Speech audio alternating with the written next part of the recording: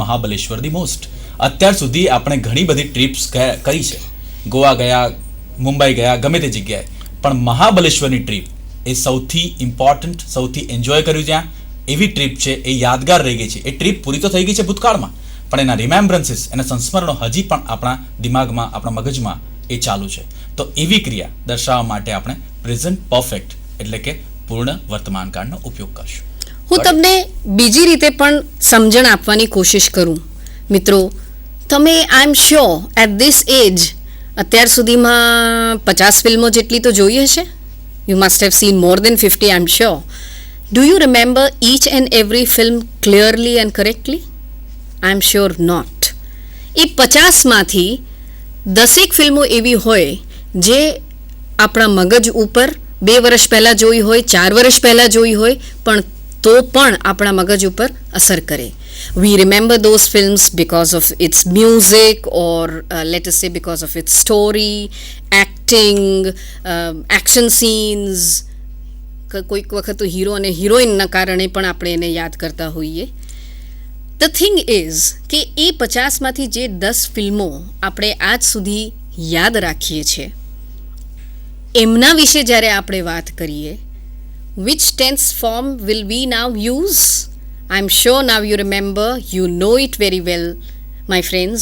We will always use the present perfect tense.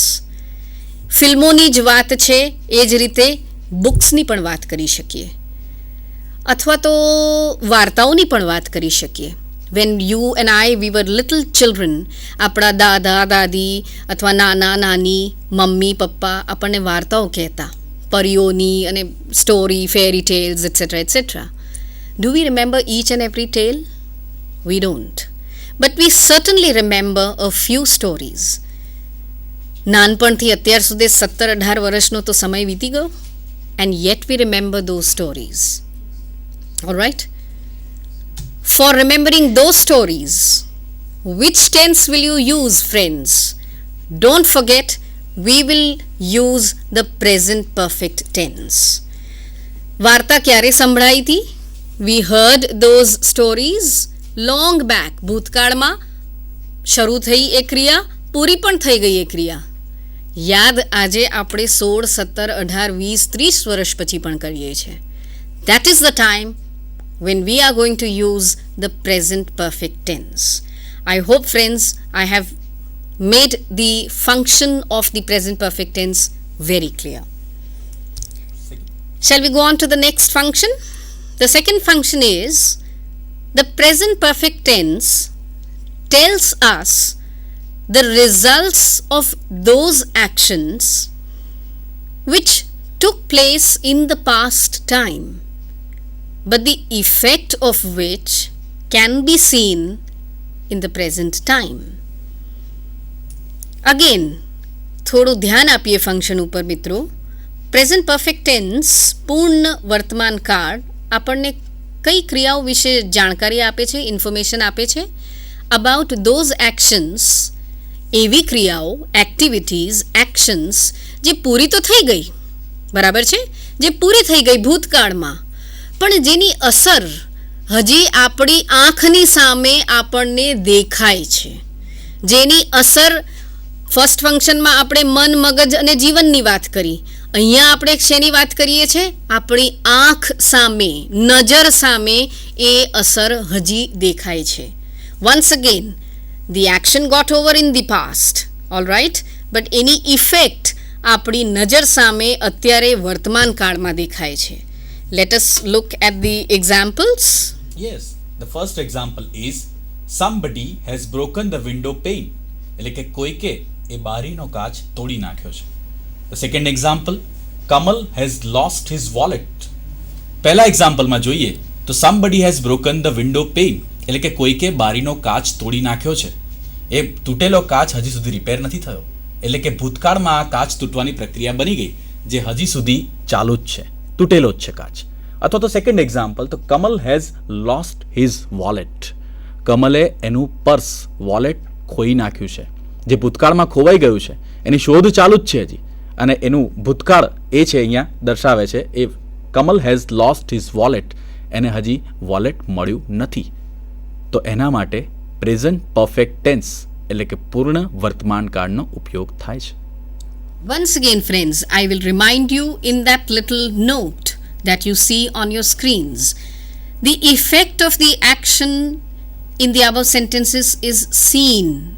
It has not come to an end. Thus, the window has not been repaired and the wallet has not been found. હજી સુધી કમલનું ખોવાયેલ purse મળ્યું નથી મિત્રો, અથવા તો જે બારીનો કાચ તૂટી ગયો છે એ હજી સુધી રિપેર નથી થયો. આપણી નજર સામે તૂટેલી બારી પડી છે જેનો કાચ ભાંગી ગયો છે, અથવા કમલને હજી સુધી એનો પર્સ પાછો મળ્યો નથી. I hope present perfect tense has now become pretty clear in front of us.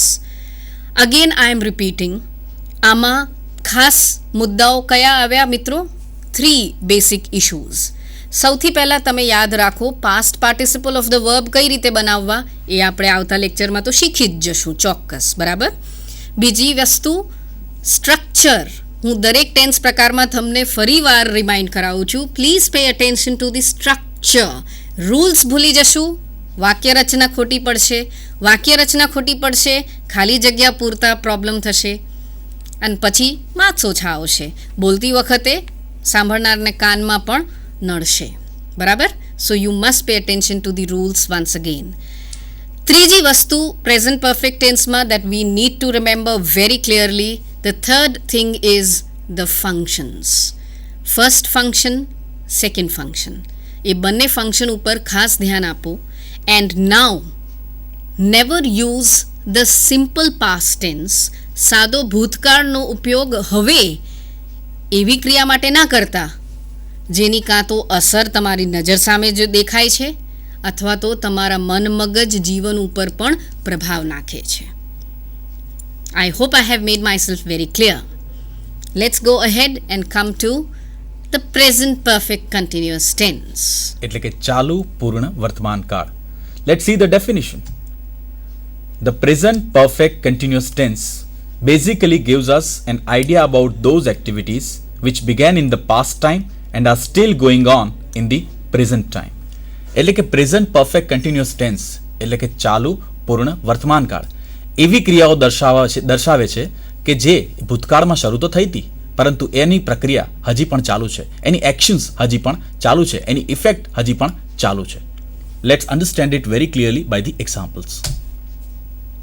Okay, let us take a look at the example. What does it say? It has been raining since early morning. સવારથી વરસાદ પડવાની શરૂઆત થઈ છે અને હજી સુધી વરસાદ પડ્યા જ કરે છે. વરસાદ રોકાઈ નથી ગયો મિત્રો. Once again, let us take a look at the structure. So, it represents obviously the third person, that means the subject, karta che. Has been raining once again represents the structural part, એટલે કે verb, ક્રિયાપદ. early morning એને આપણે object તરીકે લીધું છે, અહીંયા કર્મ તરીકે લીધું છે, બરાબર. થોડોક આગળ વધીએ અને પર્સનલ વાઇઝ રૂલ્સ જોઈએ. વન્સ અગેન તમને ફરીથી યાદ દેવડાવી દઉં, કદાચ ચોથી વખત, but please be very careful about the rules. There should not be any problem about the rules at all. Let us have a look at the rules. First person singular plus plural એટલે કે પહેલો પુરુષ એક વચન તથા બહુવચન એટલે કે I અને we, હું અને અમે.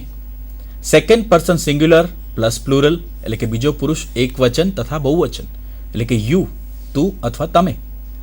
થર્ડ પર્સન પ્લુરલ એટલે કે ત્રીજો પુરુષ બહુવચન એટલે કે ધે. આની સાથે સ્ટ્રક્ચર બને છે subject plus have been plus verb plus object. Let's see the example. Example જોઈ નાખીએ friends. What is the example? You have been playing since afternoon. તમે બપોરે રમવાની જે ક્રિયા અથવા હું એને પ્રક્રિયા કહીશ જે ચાલુ કરી છે, it is still going on. હજી સુધી તમારું રમવાનું બંધ થયું નથી. It is still going on. Once again friends, taking into consideration, keeping in mind the structure, example ફરીથી જોઈએ. You have been playing since afternoon. જેમ તમને નિતેશભાઈએ બહુ ક્લિયરલી સ્પષ્ટ શબ્દોમાં સમજાવ્યું છે, સ્ટ્રક્ચર શું છે? Subject plus have been. એટલે તમે you have been playing since afternoon એવું જ બોલી શકો. તમે એવું ના બોલી શકો you has been playing since afternoon. બરાબર કહું છું ને નિતેશભાઈ? હા, સાચી વાત છે. થર્ડ પર્સન સિંગ્યુલર, ત્યાં સ્ટ્રક્ચર બને છે subject plus has been plus verb plus ING plus object. Third person singular યાદ તો છે ને, શરૂઆતમાં શીખવાડ્યું હતું. હી, શી અને ઇટ ત્રીજો પુરુષ એક વચન. તો એની સાથે સ્ટ્રક્ચર બને છે, once again I am repeating, subject plus has been plus verb plus ING plus object. Let's make it clear by the example. The example is, she has been working in this company since 1987. 1987 થી એને આ કંપનીમાં કામ કરવાનું ચાલુ કર્યું અને હજી આ જ કંપનીમાં કામ કર્યા જ રાખે છે. She has not stopped working in this company. I hope, friends, we have understood the present perfect continuous tense completely. I will just want you to go back to the examples that we have taken. Slide 1. We will just try and go back to the examples that we have taken. Dakhla through, with the help of examples, we will try and understand our tenses once again very clearly. અને જ્યાં પણ આપણે functions લીધા છે, જ્યાં પણ આપણે not મૂકી છે, ત્યાં ખાસ કરીને ક્યાં તમારે ધ્યાન આપવું એ ખાસ કરીને આપણે એની ઉપર થોડો અટેન્શન આપીએ. All right, now the very first thing that I had actually asked you to consider is what? The construction.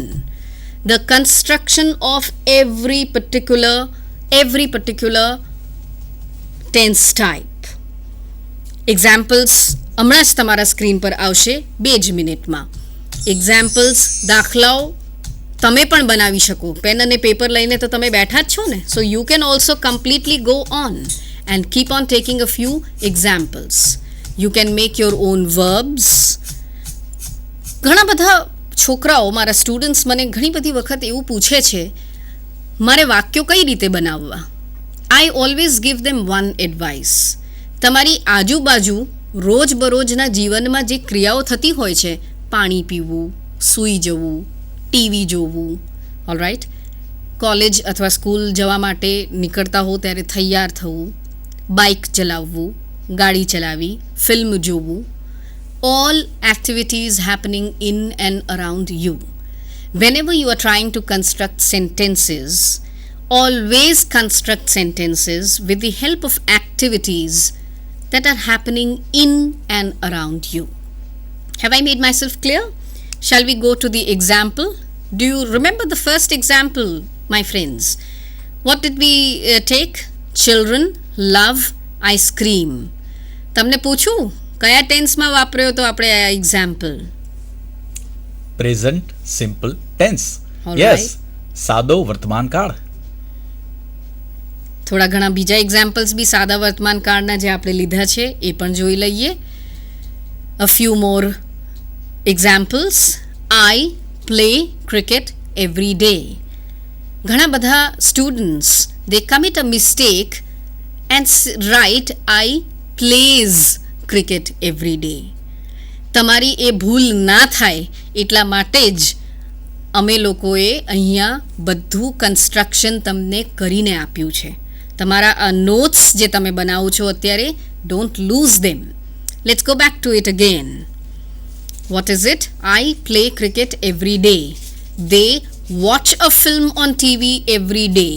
હવે આ ખાલી જગ્યા હોય અને તમે દે વોચની જગ્યા ES જોડી દો એમાં, they watches a film on TV every Saturday, તો એ તમારું વાક્ય ખોટો પડી જાય મિત્રો. આગળ જોઈએ. Once again, look at that example. He writes a letter to his parents every month. અહીંયા તમે S ભૂલી જાઓ વર્બમાં તો તમારો સેન્ટેન્સ ખોટો થઈ જાય કે નહીં? What does it mean? How should it read? He writes a letter to his parents every month. This is the correct sentence. He write a letter to his parents every month is the wrong sentence. Functions ના દાખલાઓ ફરીથી જોઈ લઈએ. The sun rises in the east and sets in the west. Can I say the sun rise in the east and set in the west? I cannot. That will be wrong. કારણ કે the sun શું બતાવે છે? The sun બતાવે છે third person singular. બરાબર? All right. Let's take the next example. The hand that rocks the cradle rules the world. All right. The hand that rocks the cradle rules the world. Once again, the third person singular has been used. So I cannot say the hand that rocked the cradle ruled the world. That will be a wrong sentence. Okay. Let's move on to the present continuous tense. Niteshbhai તમને એક minute જરા રોકીશ અહીંયા.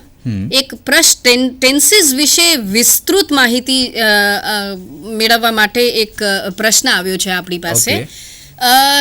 વિસ્તૃત માહિતી ચોક્કસ હું તમને આપું. તમને સૌથી જે પ્રોબ્લેમેટિક ટેન્સ છે, સૌથી પ્રોબ્લેમેટિક ટેન્સ છે આપણું present perfect tense. Present perfect ટેન્સમાં મેં જેમ તમને વાત કરી પહેલાં કે સિમ્પલ પાસ્ટ ટેન્સ સાથે કન્ફ્યુઝન ઊભું થઈ જાય છે અમુક વખતે. તો હું જરા તમને એક દાખલો આપીને I will give U an example friends and I will try and explain. One of my students once asked me, second year નો કદાચ સ્ટુડન્ટ હતો, second year BA નો સ્ટુડન્ટ હતો. He once asked me કે madam when I am writing my biodata, તો હું બાયોડેટામાં એવું લખું છું I have passed my 12th standard. પણ થોડા દિવસો પહેલાં કોલેજ મેગઝીનમાં તમારો બાયોડેટા જોયો તો તમે એવું લખ્યું હતું I passed my 12th standard in XYZ year. તો તમે કેમ પ્રેઝન્ટ પરફેક્ટ નથી યુઝ કરતા? Why am I supposed to use the present perfect tense? In that case, my answer, the answer which I gave to my student, I think I will share with all of you. એવું છે મિત્રો કે મારો જે student હતો, he was in the second year. કદાચ 18-19 વર્ષની એની ઉંમર હશે. એના જીવનમાં સૌથી અતિ મહત્વપૂર્ણ ઘટનાઓ કઈ હોય 18-19 વર્ષની ઉંમર સુધી? 2 most important events. 10th pass કરવું, SSC 10મું પાસ કરવું, અને 12th પાસ કરવું, HSC 12મું પાસ કરવું. બરાબર? That is going to B the 2 most important events. અને જેમ મેં તમને પ્રેઝન્ટ પરફેક્ટ ટેન્સની એક ફંક્શનમાં બહુ ક્લિયરલી જણાવ્યું હતું દેટ એ 10th અને 12th પાસ કરવાની જે ઘટના છે, જે ક્રિયા છે, that is still influencing the mind of my student when he is just in the second year of his graduation. Therefore, he will be using the present perfect tense. મારી વાત કરું, for me today, the passing of the 10th and the 12th are not important events any longer. I have finished my graduation, I have finished my post-graduation, I have finished my post-graduation, probably my doctoral thesis also. So in that case, મારા જીવનમાં એ ઘટનાનો કોઈ મહત્વ હવે રહેતો નથી. So, for the simple reason that those activities now don't have any effect on me, I will now be using the simple past tense. 10th અને 12th pass કરવાની જે ઘટના ક્રિયા મારા જીવનમાં થઈ એની અસર હવે કોઈ મારા જીવન પર રહેતી નથી. એટલા માટે I will be using the simple past tense, whereas my student and all of you who are listening to us, you should be using the present perfect tense. I hope I have clarified myself, Nitesh bhai. Shall we continue with the 3 golden rules? But before going to these 3 golden rules, I request to give them the phone numbers on screen so that you can ask any question related with tenses. ટેન્સીસને લગતા કોઈ પણ question હોય તો અત્યારે આપ આ number પર પૂછી શકો છો, જે હમણાં જ સ્ક્રીન પર આવશે. Please give the phone numbers. Let's move to the 3 golden rules. 3 Nitishbhai, golden rules અત્યારે હું તમને આપી રહ્યો છું. ગોલ્ડન રૂલ્સ એટલે ગોલ્ડન રૂલ્સ એટલે એવું કે જે દરેક જગ્યાએ લગભગ આ 3 રૂલ્સનો ઉપયોગ કરીએ તો Okay. ટેન્સીસ મોટા ભાગે ઇઝીલી સમજાઈ જાય, એકદમ લોઅર લેવલ સુધી સમજાઈ જાય એટલા ઇઝીલી 3 ગોલ્ડન રૂલ્સ અહીંયા હું તમને સમજાવું છું. Let's move on. 3 golden rules. Rule number 1. Verb plus ing comes after all the forms of to be. It means is, am, are, was અને were. આ બધા ટુ બી ના પ્રકારો છે. હા, is, am, are એ છે પ્રેઝન્ટના અને was, were એ પાસ્ટના. જેમ આપણે કોઈ પણ મોટા ભાગે એક્ઝામ્પલ જોઈએ તો ટુ બીનું રૂપ છે is, am, are. એક્ઝામ્પલથી જોઈશું તો વધારે સારી રીતે સમજ પડશે. તો પહેલું એક્ઝામ્પલ છે he is running. જુઓ તમે નીચે સ્ક્રીનમાં he is running. ત્યાં છે ટુ બીનું રૂપ is, જેની સાથે વર્બ છે રન અને એની સાથે પ્લસ આપણે ing કરીશું. સો ટુ બીનું કોઈ પણ રૂપની સાથે મોટા ભાગે, યસ એક્સેપ્શન્સ આર ધેર, પણ મોટા ભાગે ટુ બીના કોઈ પણ રૂપ સાથે ing વપરાય છે. Second example, we are playing એટલે કે અમે રમી રહ્યા છે. આર વન્સ અગેઇન જુઓ ટુ બીનું રૂપ છે અને એના પછી પ્લે એ વર્બ છે અને ત્યારબાદ ing. Let's move to the second rule. Second rule is past participle comes after all the forms of to have. To have ના રૂપો have, has અને had છે. એટલે કે have અને has એ વર્તમાન કાળના અને had એ ભૂતકાળનું રૂપ છે. Let's understand it very clearly by the example. Nitishbhai, હા. તમે એક્ઝામ્પલ આપો એના પહેલા Yes. પાસ્ટ પાર્ટિસિપલ તમે ત્યાં કહ્યું છે, દેટ મીન્સ વર્બનું પ્રેઝન્ટ પાર્ટિસિપલ પણ હોઈ શકે. Yes, હોઈ શકે. હોઈ ઓકે, તો એની વિસ્તૃત જાણકારી આપણે આવતા લેક્ચરમાં આપીશું. ચોક્કસ. All right. પાસ્ટ પાર્ટિસિપલ એટલે તમને ખબર છે ભૂતકૃદંત, રાઈટ? ભૂત કૃદંત, Yes, બરાબર. ભૂતકૃદંત. ઓકે, અને પ્રેઝન્ટ પાર્ટિસિપલ that is વર્તમાન. All right, Got all it? Right sir. Okay, so That's let's right. once again understand the second rule with examples. First example, you can see it on the screen. I have played એટલે કે have, તમે જુઓ have નું રૂપ છે have, એની સાથે play છે એ verb છે અને એનું past participle બની ગયું played. ED, okay, right. એટલે બાજુમાં મેં બીજું એક્ઝામ્પલ મૂક્યું છે that is she has written. એટલે અહીંયા રાઇટેડ નથી. સી અન્ડરસ્ટેન્ડ, મેં Okay. સમજાવ્યું તમને આગળ કે દરેક જગ્યાએ ઈડી લગાડવાથી પાસ્ટ પાર્ટિસિપલ કે પાસ્ટ ફોર્મ બની નથી જતું. બરાબર. રાઇટમાં પાસ્ટ ફોર્મ છે રોટ અને પાસ્ટ પાર્ટિસિપલ છે રિટન. Written. તો એવા કેટલાય શબ્દો છે જેમાં ભૂત કૃદંત એ અલગ અલગ ઈડી, ઈએન કે બીજા રૂપો લગાડવાથી બને છે. સી હેવ, વન્સ અગેઇન આપણે જોઈ લઈએ. હેવ, ટુ હેવના રૂપો હેવ અને હેઝ છે, જેમાં આઈ, વી, યુ અને ધે સાથે હેવ વપરાય છે અને ત્રીજો પુરુષ એક વચન એટલે કે હી, શી ને ઇટ સાથે હેઝ વપરાય છે. તો જોયું આપણે એમ આઈ એ પહેલો પુરુષ એક વચન છે, એની સાથે હેવ વાપર્યું અને પાછળ છે પાસ્ટ પાર્ટિસિપલ. અને બીજા એક્ઝામ્પલમાં જોઈએ તો શી હેઝ રિટન. શી એ છે ત્રીજો પુરુષ એક વચન અને એની સાથે આપણે વાપરીએ છીએ હેઝ વત્તા વર્બનું past participle. Got it? Absolutely. Okay, now let's move on to the third rule, third golden rule. Okay, Infinitive without to, શબ્દનું મૂળ રૂપ to વગરનું, comes after all the forms of to do. To do ના રૂપો એટલે કે do, does Does. અને did. એમાં do અને does એ છે વર્તમાનના અને did છે એ ભૂતકાળનું. આવા કોઈ પણ શબ્દો પછી, આવા કોઈ પણ ડુના રૂપો પછી ઇન્ફિનિટિવ એટલે કે શબ્દનું મૂળ રૂપ આવે. Let's understand the example. I do love ice cream. Hello. Understand? Hello. હા, હા જી, મને ટીવીના રૂપો ફરીથી સમજાવો. હા સમજાવો. સમજો. યસ.